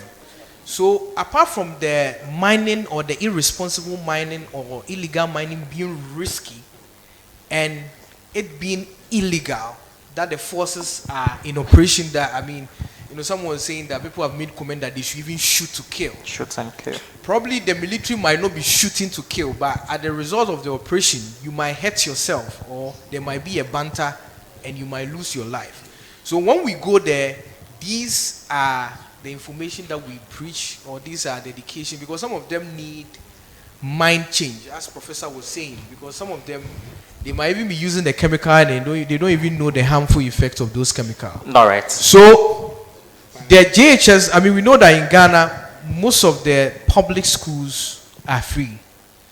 And even up to senior high school is free. So, I mean, if the person leaves the classroom and goes to the galamsey side because it's lucrative, normally what we do is, sometimes when you engage and we realize that even people who don't want to go to the mainstream schools want to learn a skill. I mean, we've had it all the time. Sometimes you meet a 13-year-old guy that tells you that if you give me this skill and I perfect myself in this skill, then I can start my own business and earn my money. Because sometimes, they just want to earn their money themselves. So, these trainings that we organize is not just for people who are down. So there is no age bracket to this. There's no age bracket to it. I mean, we give them the option that the school system is available for you to go back to the school and go to the junior high school, go to the senior high school for free without paying anything, so that you can change the course of your life. Or if you want to learn a skill, then we have this skill available for you. All right. Thank you so much. To add to what Mr. Prince said, my name is Mark. Foreign material. Yes, Mark Adom. I'm standing in for Reverend. I'm the operations director for Elite Mentoring Program. We're a youth mentorship organization, and I also work with TAF also. We go to these junior high schools, and it's not just about galamsey. I met this little boy, and I was talking to him just in Kotobabi. He said that my teacher doesn't have a car, but my brother who hasn't been to school is driving a Range Rover. So he doesn't see the use of continuing with his education. And it doesn't have to just do with galamsey. It's actually in Accra, just here. And they are seeing that, what's the purpose of going to school? Because my brother hasn't been to school. He's doing very well. Why should I follow school? My teacher doesn't even have a car. So what do I do? So it's not just about galamsey, Mr. Prince. I'm in support. Yes, it's a fundamental problem. As Prof said, it's I mean, we'd have to have the it goes beyond galamsey. It goes beyond. Thank you so much. Thank you so much, Prince. I'm so much grateful. Next. I think before, excuse me, gentlemen. So I think something could be done to reduce these. I think government has to do something with as a collective efforts to introduce this can be achieved through community education and involving civil society organizations NGOs, churches, Professional religious leaders. bodies, and all that. Otherwise, look at what the gentleman just said now. Another boy says, well, my teacher doesn't have a car. So, you see, once that is already deposited in his brain, Exactly. the negativity begins to migrate and generate into violence, into so many things that you cannot control. So I think this community education is quite important, that engaging other community NGOs, civil society organizations to educate the youth so that they could abstain from all these criminal acts. Thank you. All right. This session was expected to have ended at 4 p.m. and we are far behind time. So just one question, 30 seconds. Okay. My name is Darren Foster Mensah. I'm a public speaker. Sorry. And I had an interaction with one gentleman, and I was trying to convince him about Galamsey. He said something very important and very necessary. He described Galamsey as a business, as entrepreneurship. The risks involved going down into the pit can just be equated to any business person owning a business and facing those same risks. So how do I explain this to somebody whose whole mind is that what I'm doing is also a business on its own? That's my first thought. And also, thank you very much for saying it's illegal. But then the issue here is, it's not about saying whether it's illegal or not. I believe it's about saying whether it is ethical or not. The charge we should be pushing towards the minds of the people is, what you are doing is not that it's going to affect the government, and it's not that it's hurting you. Where you are, the water you are drinking is getting damaged, and you are selling your own water for money you would get. At the end, what would you drink? So I believe the question we should be pushing is it ethical or not? And again, I believe the government has done enough in bringing these initiatives on board, these alternative job schemes and other stuff. But then here is the thing. I'm an energetic young youth. If I want to do something and you are giving me a business like, say, welding, I go into the welding and I realize that, okay, I need customers. Customers are not coming.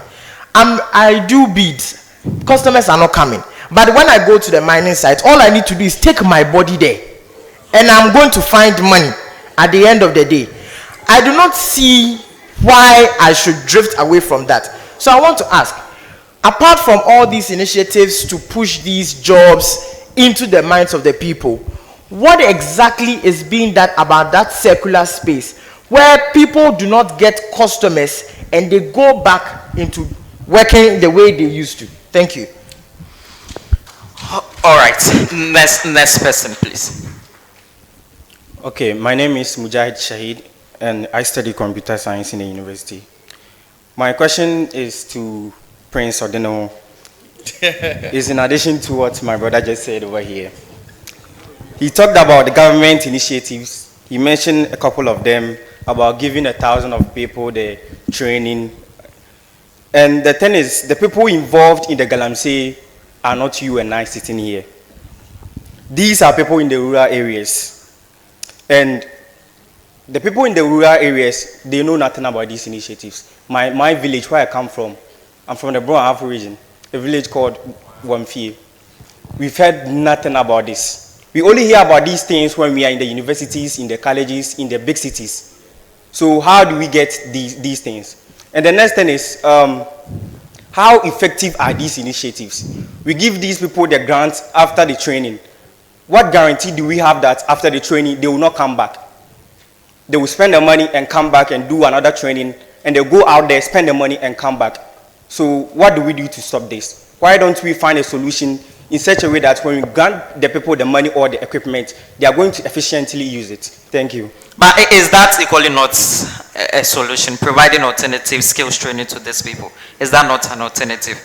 I didn't say it's not an alternative. I said the alternatives are there. Okay. But we, the people in the rural areas, we don't know about it. We don't know about it. Okay. Do you only do that in the mining communities or it cuts across? So for the National Alternative Employment and Livelihood Program, our program purview, it's around the mining communities. But as I said earlier, government is having initiative policies and organizations that also provide employment across Ghana. I know WMFA very, very well. I mean, the MP is my friend, Honorable Pochum. I've been to WMFA and I've seen some of the government projects on YEA be enrolled at WMFA and, you know, some other skills. I'm sure you might say you haven't seen some, but I mean, I might argue with you at the numbers.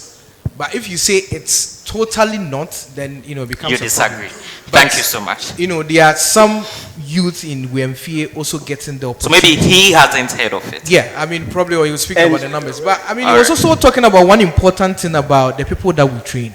I think I have to give more, I think I will say this one and give more information. We don't just train them, give them startup kits and leave. Okay. The main purpose of our training, the most important part is sustainability of the business.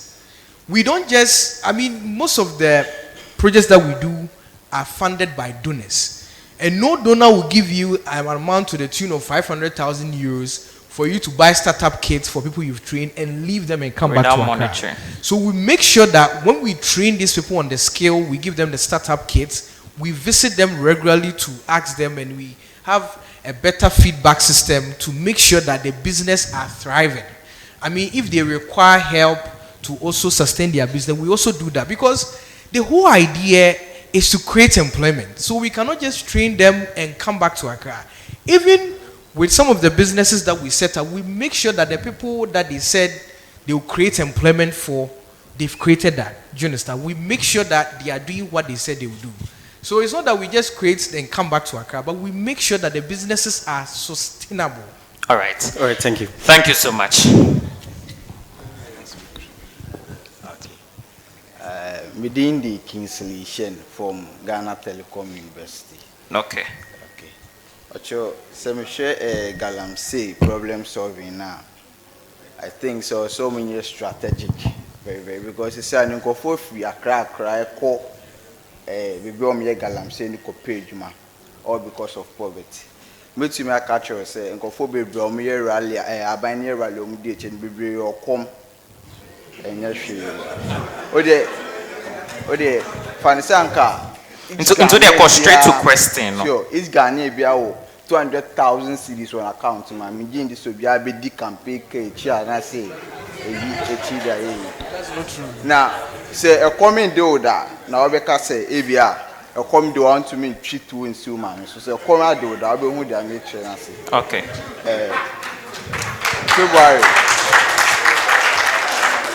February we are. That's a good microphone. February we are. And I'm here by selectomic surgery. Attention, please. Me papa ka baby kakra. Nancy na me ma me adwuma be guye. Tina scan shede ni fi. Na me ma be yare kakra so me da so yare. Scan ni fi o. Nti madam fu bi ka chem se dwuma o Madina. Me yare o. Na me call Madina ko ye dwuma. Me juma kakra na China ni no on say wapame me juma nyefe because of surgery na my ntimi nye juma gidigidi na me be fie me ye waka ba ko fie na me send them be pet business na me start business anchi bia na car ne be say na me dis scanning na akoshe car na me sisi ameni ske bia me be business ma me su ni ska ma me su agelo en sisi ano fan say be ka chem sem kre galam say bi 1,000 cedis a It is a winner some more provide alternative livelihood yamawa skills training ya obetum dia bibia enkoye juma denti say Chinese food dia surgery no permit no. Wouldn't you accept that? I'll accept and all right, thank you so much. Into the only Odeneho bekasa after we now more arrange no wa pay bibia ma. Why? Thank you so much.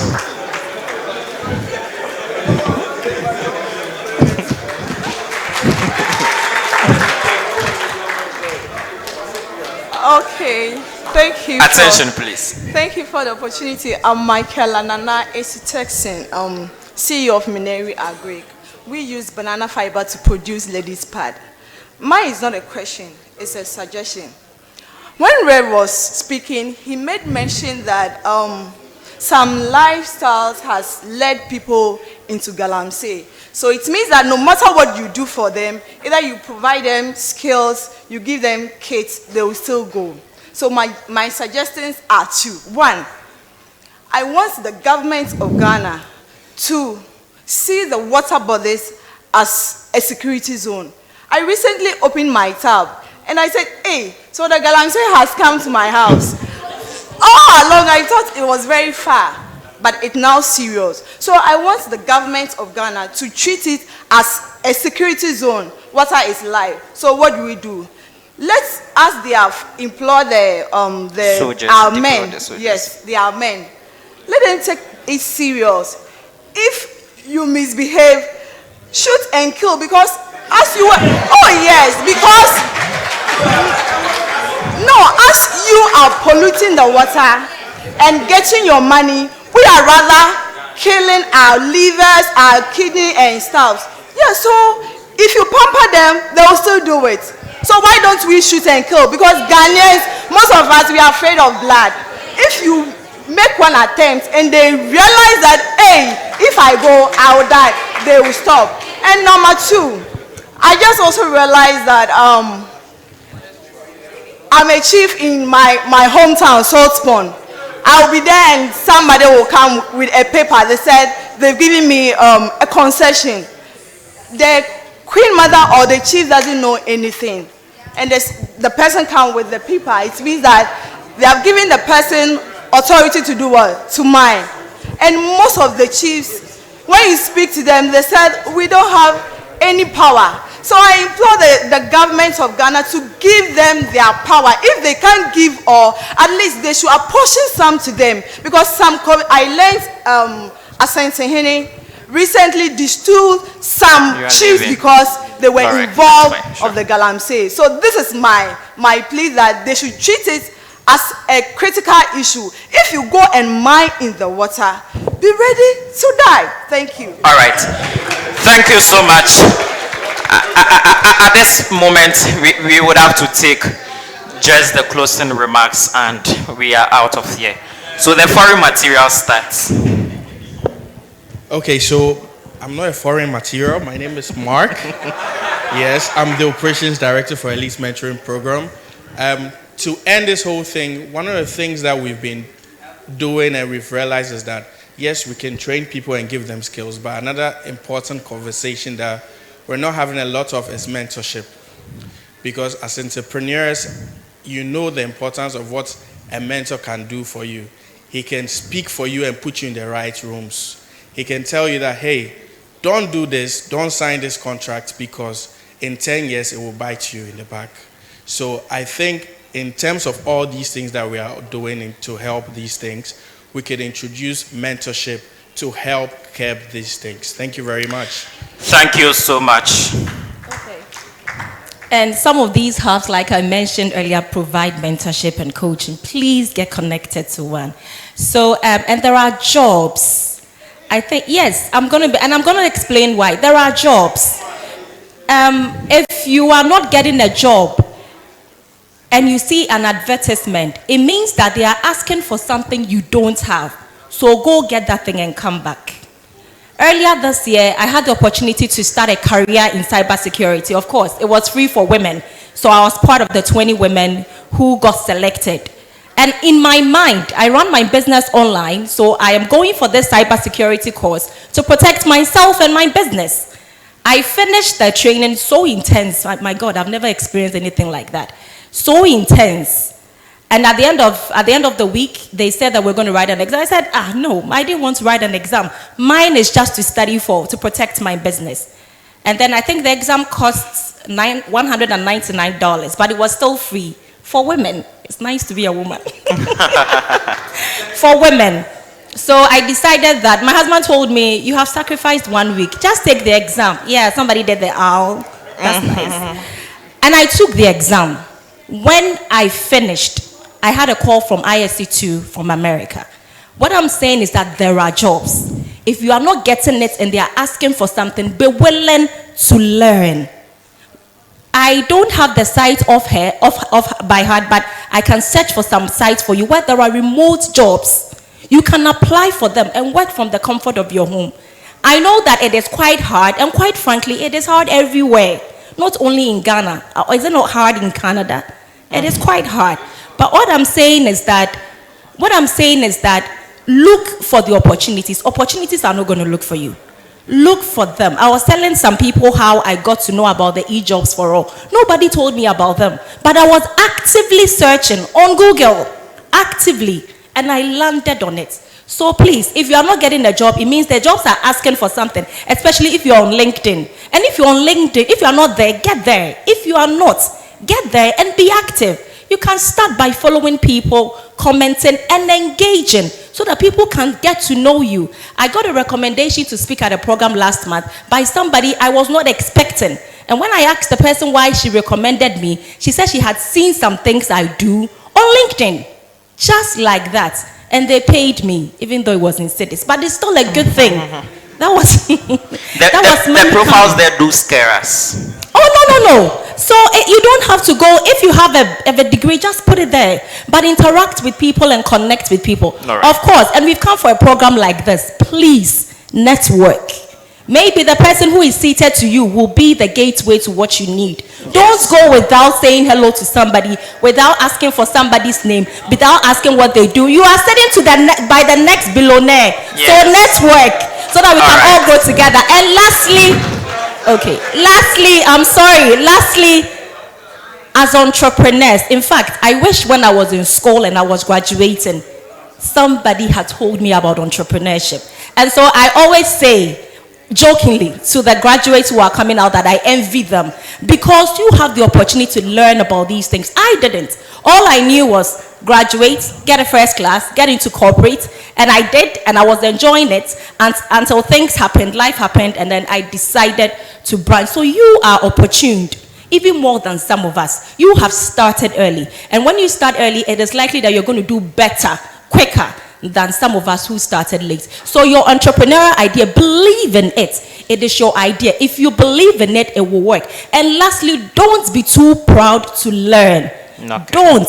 Be willing to learn. Humble yourself. Sometimes, some of the ideas I have had, it has come from my 9-year-old girl. She will just say something, why are we not doing this? And then I'll begin to think, and I'll begin to see sense in it. So don't think that because it is not in all respects, a professor or a consultant or a big CEO, you're not going to listen. Sometimes the best advices can come from the least expected places. Thank you. Thank you so much. Yes, and to add to what she said, Elite Mentoring Program, we're on LinkedIn. One of the things we do is that we make people aware of opportunities happening in Ghana. So if there's any training, any webinar, any thing that would benefit any young person, you hear about it on Elite Mentoring Program. So emp-gh.com. Elite Mentoring Program, EMP. Yes. Elite Mentoring Program. Yes. Thank you. Elite Mentoring Program. Prof, let's hear you. Okay. Thank you. Sensitization, that has to do with consciousness. Education, that has to do with behavior change. Training, that has to do with skill building. These three things are key in entrepreneurship. Let me tell you, it is never true that entrepreneurs take risks. Entrepreneurs take calculated risks. So I want to give this education. Yes. We are talking about national entrepreneurship development. When we are talking about entrepreneurship development, ecosystem development is key. Collaboration, networking. Some of the questions that came, the information are available, but until you network, until you are within the ecosystem, you will not have access to this information. They are key. My university is part of the Ghana Innovation Hub that is involved in the e-transform and the Ghana Digital Acceleration Project. All these other pocket programs that you are talking about, you can take advantage of. We link up, we connect with both government, private sector, funding. There are a lot of funding. Those who are into agriculture and in climate change and all that, there are a lot of funding opportunities there that we can connect you to. On this note, have a very wonderful and good evening. Thank you. Next week, oh yes, in my university, Ghana Communication Technology University, Tesano here, 7th to 9th November. I All expect right. all of you to be there. On this note, have a very wonderful good evening. Thank you so much. Finally, let's hear from Your Excellency.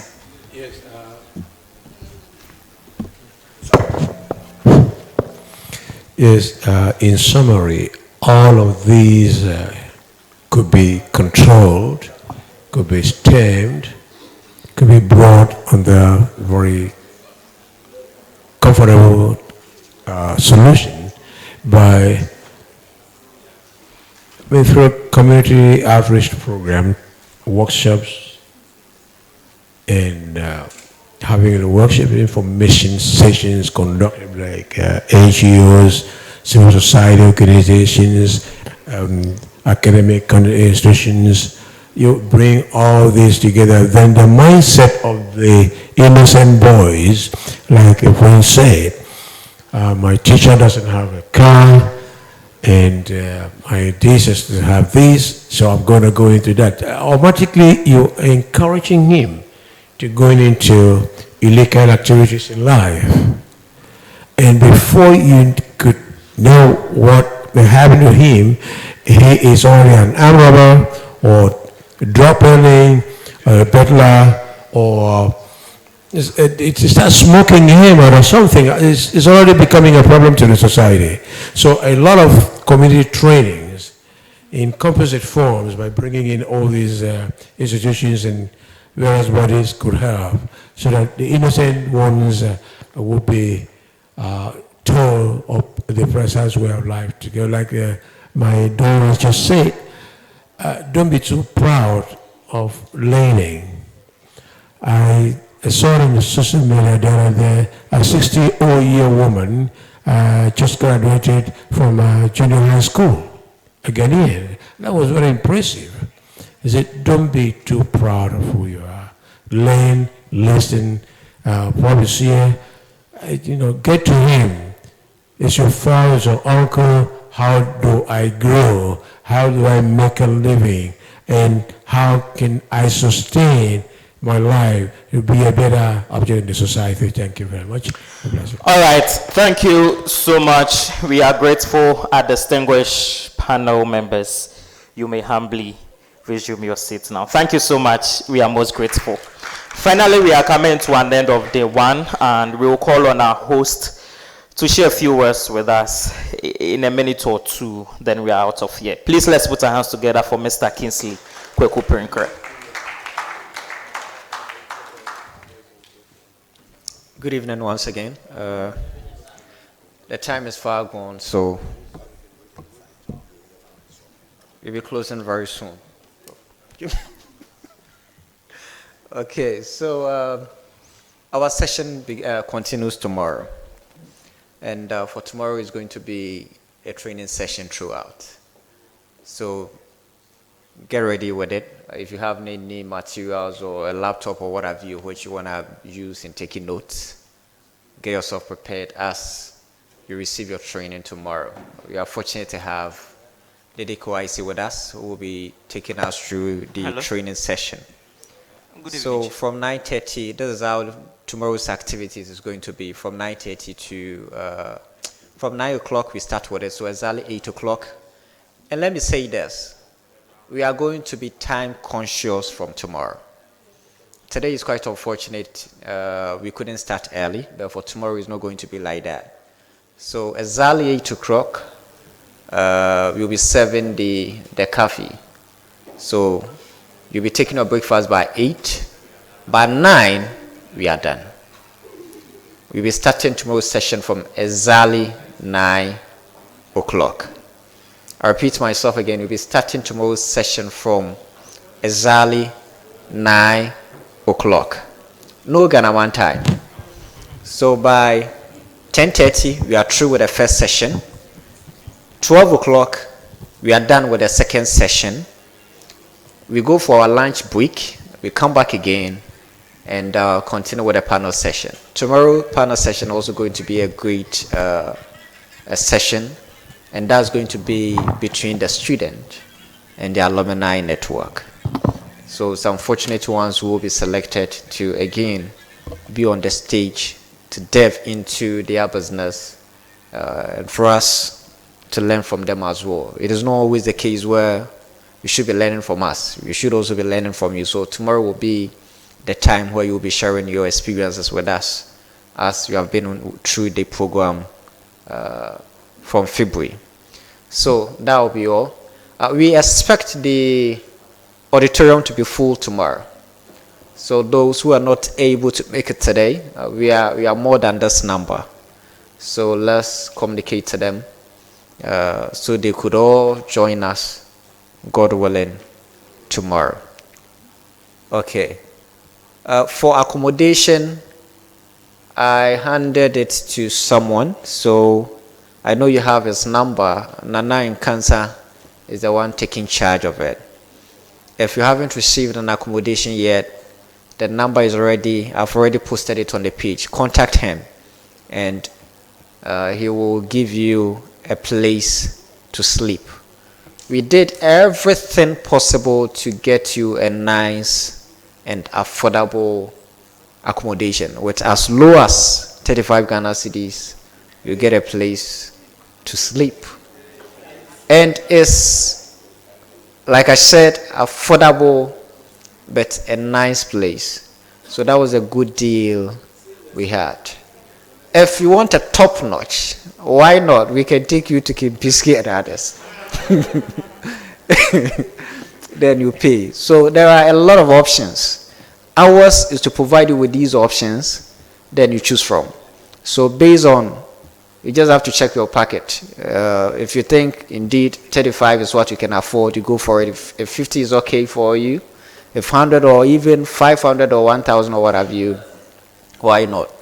You can. Okay. So tomorrow is going to be training session throughout the day. We wish you all the very best of this great conference and a good night. Thank you. All right. Thank you all for coming for day one. May the good Lord continue to protect, guide, and guide your steps to your various homes. We meet again tomorrow for day two. My name is Isaac Otu, and I've been your MC and moderator for day one. Thank you.